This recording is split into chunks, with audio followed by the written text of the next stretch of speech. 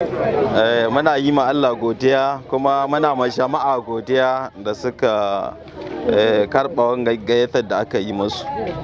Kenan mun zo ne da sunan ƙungiyar Fondation Gidan Kowa ta ɗauki ƙudurin za ta kawo masa taimako.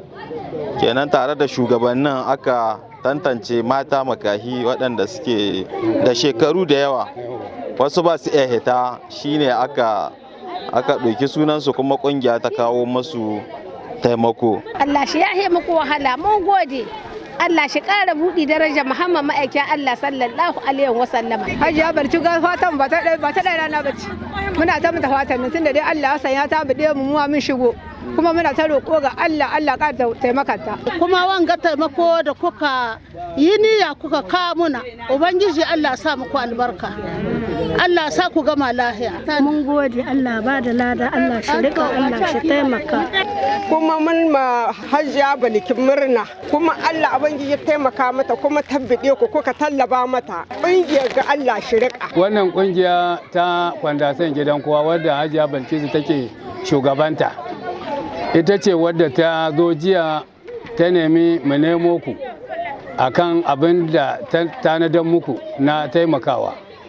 Shi ne Fondation Gidan Kowa Hadjia Balki ita ce shugaba. Farin ciki fatan alkhairi.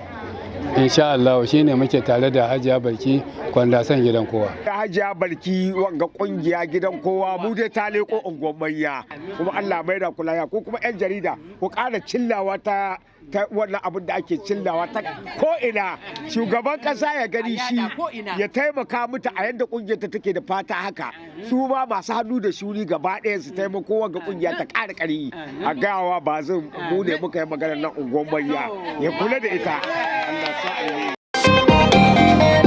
Al-Mansour TV.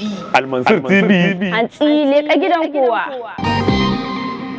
Wallahi na ji daɗi ƙwarai, ina fata ga Allah subhanahu wa ta'ala wata ran Allah ya ƙara maido mu wannan wuri a wannan kaya muna ba ku buhuhuwa da turame insha Allah. Sako ga baki ɗaya kullum musulmi, duk wanda Allah ya ba, wanda Allah ya hore ma ya kawo mu taimaka ma a wannan bayan Allah. Unguwa ce sukutum ga ta nan wurin ta bayan Allah, sai ma wanda ya zo ya gani zai tausaya insha Allah. Wannan hara ce maka insha Allah, kowa sai ya ji daɗin Fondation Gidan Kowa insha Allah. Gani da 'yan uwana awon ga wanda muke tare da su, duk su ne ke ƙara taimakowa da ana ƙara wannan abubuwa. Al-Mansour TV. Al-Mansour TV. Hantsi leƙa gidan kowa.